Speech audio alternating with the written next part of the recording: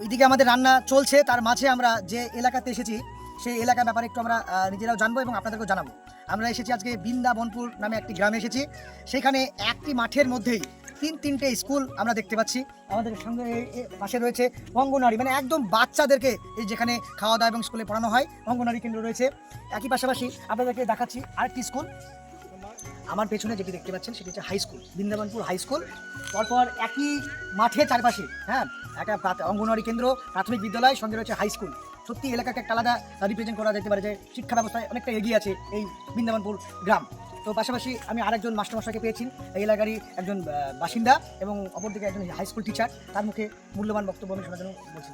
এই যে স্কুলটা, আপনি একটি গ্রামবাসী হিসাবে, যে অঙ্গনওয়াড়ি কেন্দ্র, প্রাথমিক বিদ্যালয় এবং হাই স্কুল তিনটি একসঙ্গে পেয়ে আপনি এই গ্রামের বাসিন্দা হিসাবে, আমি সবথেকে ভালো লাগছে যে আপনারা প্রতিটা গ্রামে যাচ্ছেন, সাপ্তাহিক একদিন বলছেন এবং কিছু বাচ্চা মানুষদেরকে খাওয়াচ্ছেন। এটা একটা ভালো পদক্ষেপ। তার সঙ্গে সঙ্গে এই যে মানুষের সঙ্গে আদান প্রদান, এটা একটা খুবই যোগাযোগ। এতে বন্ধুত্বের, তারপরে সম্পর্কের একটা সৌভাতৃত্ব গড়ে ওঠে। মাধ্যমিক পর্যন্ত ছিল, এখন কি উচ্চ মাধ্যমিক হয়েছে? প্রথমে 8 পর্যন্ত ছিল, তারপরে আবার আচ্ছা, মাধ্যমিক, এখন উচ্চ মাধ্যমিক। বর্তমানে উচ্চ মাধ্যমিক বিদ্যালয়ে পরিণত হয়েছে। এখানে আমরা পড়াশোনা করেছি, বড় হয়েছি। এখানে সবশেষ কথা বলতে হয় যে আমাদের গ্রামে কিছু এই যে 3টি শিক্ষা প্রাঙ্গণ বলে বা কেন্দ্র বলে, আমরা অঙ্গনওয়াড়ি কেন্দ্র, তারপরে আমরা দেখছি প্রাথমিক বিদ্যালয়, প্রাইমারি, তারপরে আবার দেখছি উচ্চ মাধ্যমিক বিদ্যালয়। এই একটা গ্রামের মধ্যে 3টি শিক্ষা কেন্দ্র গড়ে ওঠার ক্ষেত্রে আমাদের গ্রামের বেশ কিছু শিক্ষানুরাগী ব্যক্তিগণ, তাদের অবদান না বললেই না। তাদের কিছু বংশীয় পরিচয়, যেমন চৌধুরী পরিবার, তাদের অবদান। বিশ্বাস পরিবারের বেশ কিছু শিক্ষানুরাগী ব্যক্তিবর্গ এখানে হেফাজতুদ্দিন মাস্টারমশাই ছিলেন।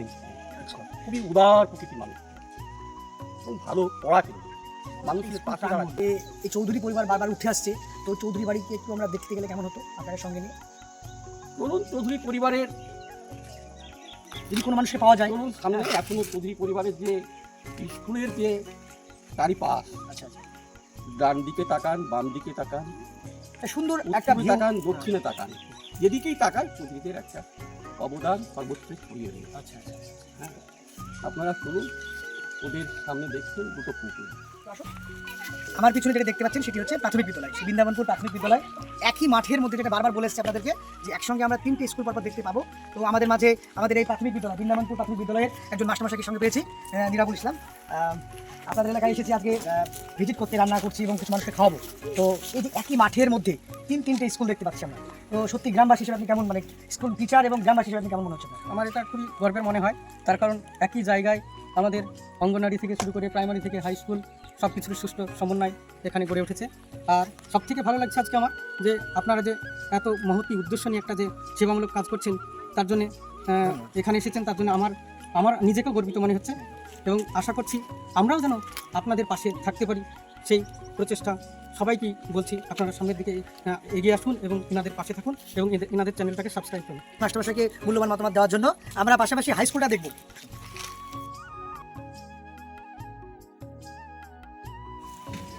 খুব সুন্দর একটা গা ছমছমের মুহূর্ত।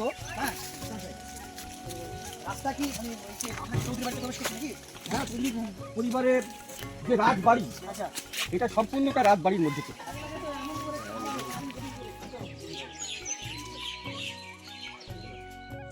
এর পাশাপাশি আমি আর একজনকে পেয়েছি, ইনিও চৌধুরী বাড়ির একজন লোক। আপনার নাম কি? জুলি চৌধুরী।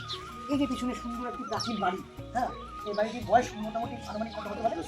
200 বছর। দেখুন, আমরা স্বাধীনতা লাভ করেছি 1947 সালে 15 আগস্ট। তারও মানে কি অনেক আগে থেকে এই বাড়িটা হয়ে আছে।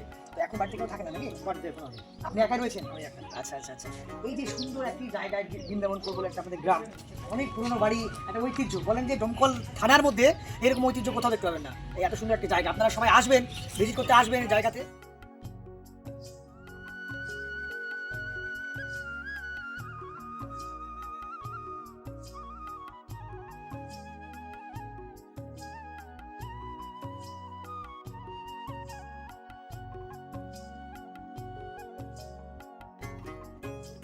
কথাই আমি বলতে চাই, এই সুন্দর একটি ভৌতিক বলতে পারেন আবার, একটা সুন্দর একটা জায়গাকে আমি রিপ্রেজেন্ট করতে চাই আপনাদের কাছে।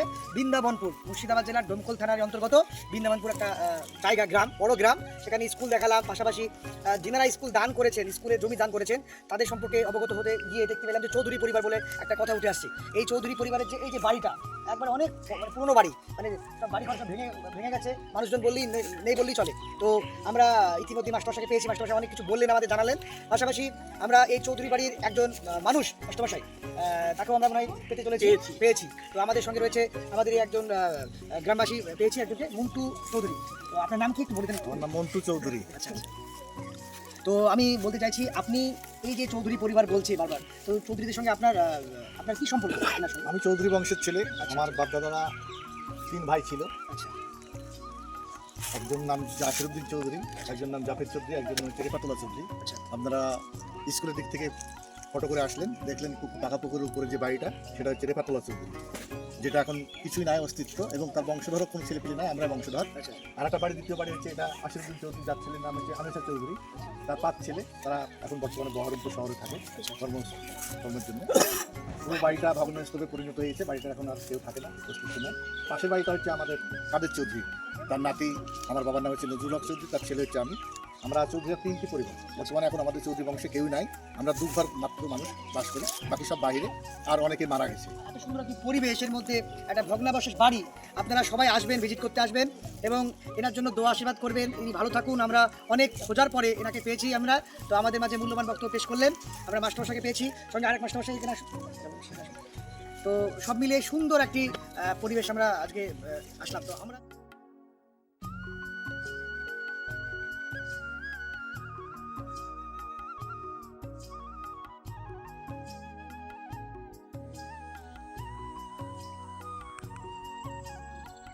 আমরা এসেছি বৃন্দাবনপুর গ্রামে এসেছি, আমাদের রান্না বান্না প্রায় শেষ, আমরা একটু পরেই খাওয়া দাওয়া শুরু করব।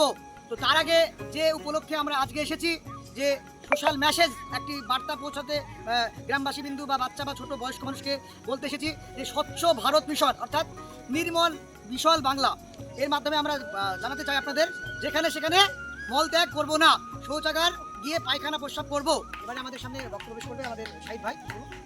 মিশন নির্মল বাংলা একটা প্রকল্প, সেই প্রকল্পের মাধ্যমে প্রতিটা গ্রামে পরিষ্কার পরিচ্ছন্নতা বজায় রাখতে হবে আপনাদেরকে। ঘাটে মাঠে মলত্যাগ করা যাবে না, বাড়িতে নিজস্ব একটা সরকার প্রকল্পের মাধ্যমে পায়খানা বাথরুম দেওয়া হচ্ছে, সেগুলো আপনারা ইউজ করবেন, কোনো রকম অপরিষ্কার রাখবেন না পরিবেশকে। বলো কবিতা। আমাদের ছোট নদী চলে বাঁকে বাঁকে, বৈশাখ মাসে তাই হাঁটু জড়ে থাকে, পায়ে হয়ে যায় ঘরে, পায়ে হয়ে যায়, বাহ, খুব সুন্দর।